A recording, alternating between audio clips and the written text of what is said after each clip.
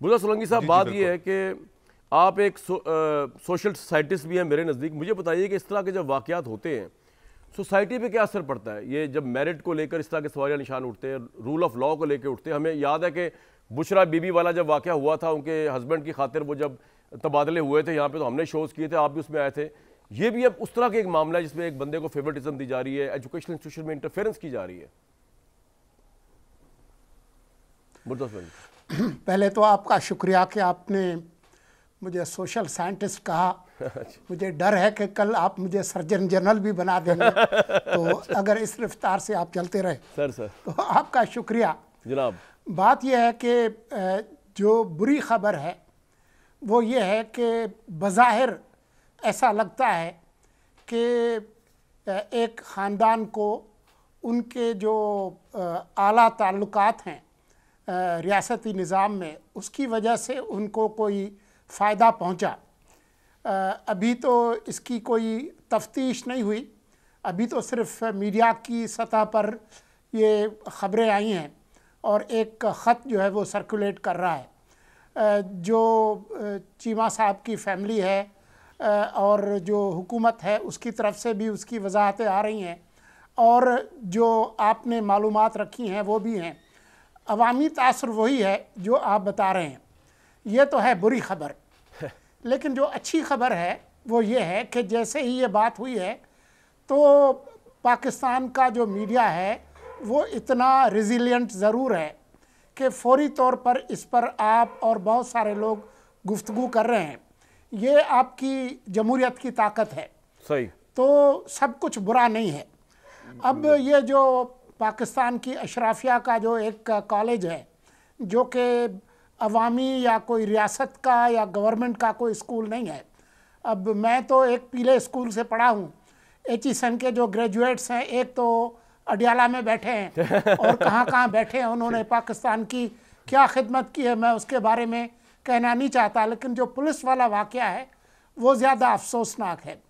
اور میرا خیال یہ ہے کہ مسلم لیگ نون کی جو پارلیمانی پارٹی ہے اور مصدق ملک صاحب ایک بہت ہی اسٹریٹ فارورڈ شخص ہیں, وہ بھی اپنا حصہ ڈالیں گے تاکہ اس طرح کے واقعات جو ہے وہ نہ ہوں. لیکن جو اصل معاملہ ہے وہ مصدق ملک سے پوچھیں کہ جو اس ملک کی جو اکانومی ہے اس کو کیسے ٹھیک کرنا ہے. جو آج رپورٹ آئی ہے اس میں جو ایک طرح سے ٹیکس ایویژن ہی کہیں گے, وہ کوئی 5.8 ٹریلین روپیز یعنی 5,800 ارب روپے کی ایک طرح کی ٹیکس کا ایک ڈیفیسٹ ہے جو کہ ادھر ادھر جا رہا ہے مختلف جگہوں پہ.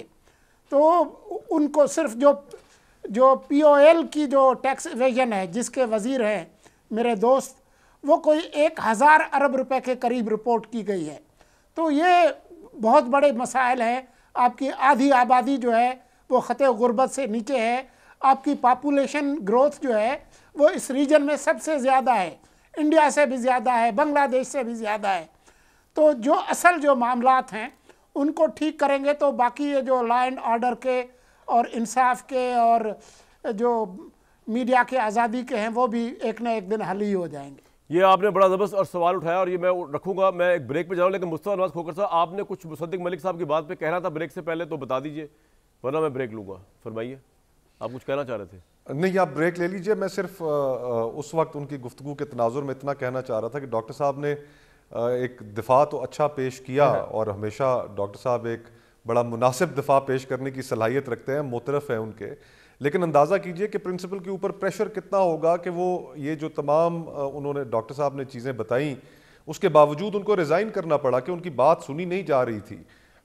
تو یہ میرے خیال سے ان کا جو ریزگنیشن ہے ان اٹ سیلف وہ اس پریشر کی عکاسی کرتا ہے جو ان کے اوپر ڈالا گیا ہوگا. یہ بات اتنی سادہ فہم نہیں ہے بالکل ٹھیک جس طریقے سے ڈاکٹر صاحب نے اس کو بیان کرنے کی کوشش کی.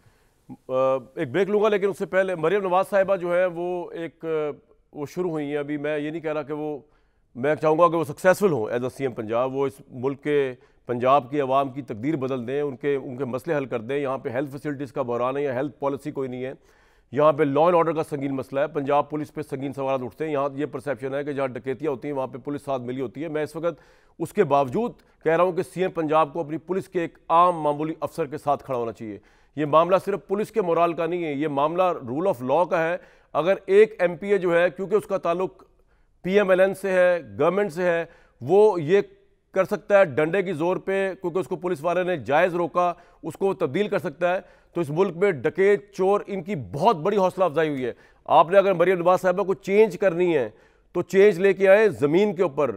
آپ رول آف لاء کو اگر امپلیمنٹ کرا گئیں اس صوبے کے اندر تو میرے خیال سے یہی آپ کا احسان بڑا ہوگا پنجاب پہ، ورنہ لوگ آپ کو بھی ایک ایک دن کو آپ کے ایویلیویٹ کریں گے اور عوام پھر ووٹ کے ذریعے فیصلہ کرتے ہیں۔ خیر اس ملک میں تو عوام کے ووٹ کے ذریعے جو فیصلہ ہوتا ہے وہ بھی بڑا کنٹروورشل ہو جاتا ہے۔